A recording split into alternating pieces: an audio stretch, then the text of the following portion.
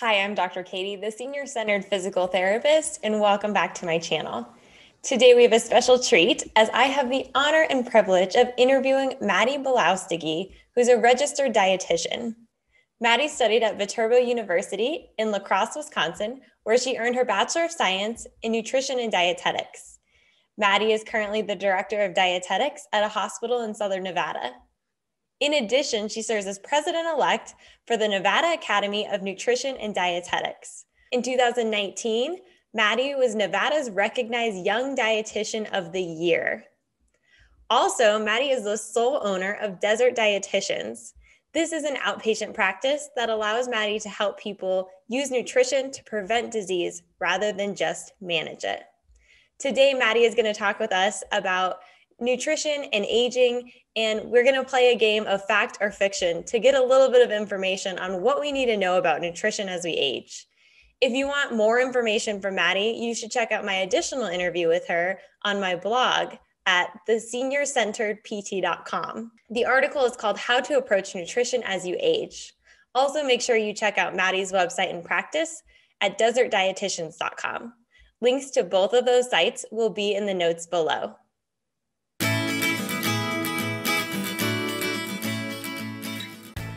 Hi, Maddy. Welcome, and thank you so much for being here today. Oh, hi. Thank you. So, if it's okay with you, I think we'll just get right into our little game of fact and fiction and learn more about what it means to be aware of our nutrition as we age. So, our first fact or fiction statement is nutritional needs of an older adult vary drastically from that of a younger adult. So is that fact, fiction? Is there kind of more in between there? Is there a gray area? I mean, everything's always a little bit gray. Yes. But to say that nutrition needs vary drastically, I would say that is fiction. Okay. So, and I think that people are surprised by that. But especially when it comes to like energy needs or protein needs for the elderly, there's actually a lot of research that shows that two males, for example, like a young male and an older male who have the same activity level and consume the same amount of calories actually have the same resting metabolic rate. So they're exerting the same amount of energy. So really that kind of shows us that when we see like, little old ladies saying, oh, I eat like a bird, like it's really not because their body doesn't need that much energy. It's just because they're so physically inactive. And also as we age, we tend to lose a lot of muscle. So part of that muscle loss is just like natural aging. Part of it is that lack of exercise and lack of physical activity. So we see people, get older, they lose muscle drastically because, maybe their joints are hurting, they're not very active. And that's why they consume less. Their body's telling them they're not as hungry. Their body's, giving them signs we don't need this much energy because they're not very active and because they're losing muscle. Part of our energy requirements are simply just turning over our muscle cells every night. So, as we lose a percentage of our muscle, our lean muscle mass every year, we will have, decreased energy output. But that can be combated by making sure we're staying active and making sure we're, eating, the foods that give us energy and make us, continue to be active.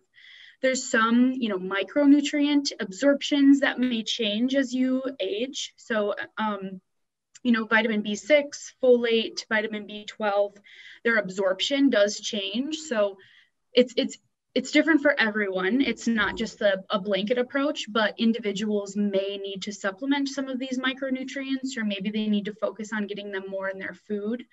But overall, other than maybe a little bit more protein per day, and some of those special micronutrients, I wouldn't say there's a drastic difference between the nutrition needs for someone who is young and the nutrition needs for someone who is elderly. And when I say young, I mean an adult. Yes. Yeah, I really appreciate that because like you said, that is something that I find kind of surprising. You think like as we age, oh, I'm not the athlete I was anymore. Mm-hmm. So why do I need more protein? So even that, the fact that you probably need more protein as you age, so interesting and so surprising to a lot of people. So I really appreciate that you brought that up. Yeah, and it's a very, small difference between protein needs. So like a typical adult may need 0.8 grams per kilogram of protein. The elderly may need 1 gram, maybe up to 1.25 grams per kilogram of protein. And that's only because we know how important absorbing that and, uptaking that protein is. We want to make sure none of that protein is used for energy. So that's the only reason some of the protein needs may be a little bit higher. And it's not drastically higher, just a little bit. Interesting. Awesome. Yeah. Thank you. Okay. Question 2, or fact or fiction 2. If I'm not as active as I was when I was younger, I should just eat less calories to stay healthy. So you kind of touched on this a little bit about our activity levels as we age. But do less calories maybe equal health is another way we could ask that question. So, I mean, kind of to go back to it, I wouldn't say so. Because we have so many absorptive issues, I don't even know if absorptive is a word. I think it is. So since we have some of those absorptive issues, as we age, and because, we don't want to utilize protein for energy or like calories, it is important to make sure you have a balanced diet and you're meeting all of your needs. So if you don't meet those needs, then you're going to start having some of these deficiencies. You might have brittle bones, which could lead to a fall. All of those things are much more important than, just trying to eat less food. So I would say that it's not necessarily you're getting older, so you need less calories. It's just more directly related to you're less active, so you need less calories. So I would like for, my older population to try to remain as active as they can and to eat as much of that, good food as they can, because then they get all of that nutrition. All of their organ systems are working to keep them healthy. That's awesome. That's the thing I love about this too, is I think a lot of times people underestimate how much providers really work together in terms of giving the same message. And that's because that message is so important. So increasing activity as we age, such a good idea. Increasing nutrition as we age, such a good idea. We don't want to be just the old person. We want to be someone who's aging and living life. Like, we don't want to lose our quality of life as we age. So I love that. Yeah, absolutely. Fact or fiction number 3. There's nothing I can do about my aging, so healthy foods won't help. I might as well enjoy what I eat. So, obviously there's a lot of different diseases that can be, reversed by good nutrition. Hypertension, hyperlipidemia, some of the symptoms associated with diabetes and all those different things, we can improve those with nutrition and diet. So it doesn't make sense to me to kind of like give up at any point. I think that it's important to always have health as a focus, and it doesn't really matter how old you are. You can, my 104-year-old great aunt just started, adjusting how much coffee or how much, alcohol she was consuming, because, she likes to have a little bit of brandy before she goes to bed. So, at 104, she's starting to make some changes because she's having some, symptoms or health concerns related to that. So it's definitely never too late. And then, it's your one life that you're given, and, you don't want to be 80 and be like, I should start making some changes. It doesn't matter how old you are today. You can improve your health and lifestyle with some simple changes. Drinking more water. Love that. 104 and she's still making dietary change. Like, that's inspiration to me. Yeah. That is so great. Mm-hmm. Very good. Yeah. It's, once again, similar with activity. It's not too late. We can really make ourselves feel better through how we treat our bodies. Absolutely. Okay. Number 4, I hate having to get up in the middle of the night to go to the bathroom, and sleep is more important. So I should just stop drinking as much water during the day. Fact or fiction? This is definitely fiction. Hydration is just so important. When our body is hydrated, all of our organ systems can function properly. Our lungs can breathe better, our heart functions better, our blood, can go through our body and communicate better. Our skin is less likely to, have sores and to heal better. So there is a million reasons why hydration is important. And I'm sure sleep is very important. We all know sleep is very important, but, making sure you are adequately hydrated is very important. So, I'm not, I don't know that situation and, how frequently getting out of bed is and, how, that could be dangerous in the middle of the night or anything.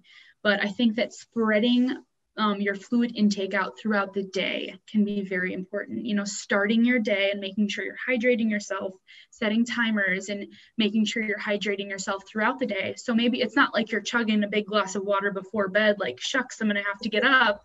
You can make it so you're meeting most of your hydration goals around dinner time. So you have some time before bed to make sure you're releasing your bladder and you can get a good night's sleep. Awesome. Yeah, I love that idea with the timers too. And I think a lot of people do think, oh, I have so much water I have to drink. Like I can't drink all that and I don't want to have to get up anyway. Like we keep adding excuses to the fact that we don't want the hydration, but really it does. Once again, it helps us with so many things, like you said, in our body, making us feel good, making us able to do the amount of activity so that we're not dehydrated. And once again, that can lead to increased risk of fall and injury. So absolutely. And just to touch base like a little bit on those requirements, people are always like, how much water do I need? And it's definitely different, especially if you're elderly, based on the different medical conditions you have. But just a goal of at least 1,500 milliliters a day, or 1.5 liters a day is just so important to meet that. There's a lot of research on the elderly, and people try to restrict them based on different diseases and comorbidities they have. But even no matter your size, at least trying to hit the 1,500 milliliters or 1.5 liters a day is really important. And most people need a lot more than that. It's usually about 30 milliliters per kilogram of water. Okay.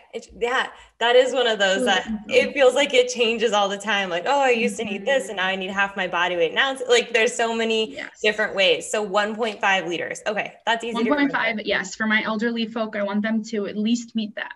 Excellent. Okay. Kind of to piggyback off that one then, is drinking coffee, for example, does that count towards our water content for the day? So you're going to be surprised by this one, but that is a fact. Coffee is like fluid. So, the water activity level in foods is so high. Like you'd be so surprised. Like, different fruits and vegetables, like they have a high water activity level. So, in the 90% for fruits, they're made up of water, and coffee is mostly water. And of course, caffeine acts as a diuretic, and it does make you, urinate a little bit more frequently, but there's just not enough research to, give us a number like, oh, if you drink coffee, this is how much hydration versus the diuretic you're getting. It's just considered fluid hydration. And then it reminds us that, the elderly, whatever their favorite drink is, I want them to drink that.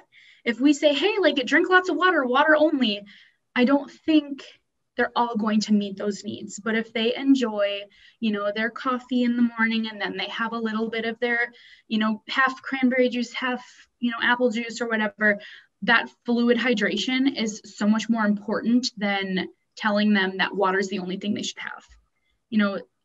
Fruits and vegetables do have a lot of water, and I will tell everyone they need more fruits and vegetables, but the research goes back to the 1920s, 1930s. People have been trying to evaluate coffee and its hydration status, but even the American Academy of Nutrition and Dietetics definitely considers it something that will add to our fluid intake for the day. And then that's awesome. Important to note too, that a lot of our patients have, kidney disease as they get older. Our kidneys start to fail us. And I don't want anyone to think, oh, coffee dehydrates me. That doesn't count as my fluid intake for the day. If your nephrologist, your kidney doctor tells you you can only have 1.5 liters of fluid a day, your soups and your jellos and your puddings and your coffee can contribute to your hydration. Gotcha. Okay. Yeah, that did surprise me. And as a PT, I'm thinking back to like moments where I was in the gym and my patient was like, I want coffee. I'm like, no, you want water. So that's good to know, because now I'll be a more popular physical therapist. Yeah. I I'm sure that it gets like a lot more intricate when you look into like the caffeine levels and like how much like of the diuretic and everything there. But overall, I just want my older populations to make sure they're taking in fluids. You know, they have decreased hunger, decreased thirst, and if they enjoy, you know, their coffee or, you know, different ways to liven up their beverages is really important.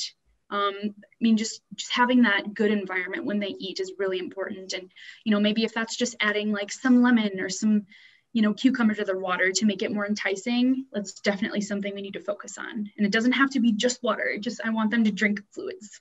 Okay, great.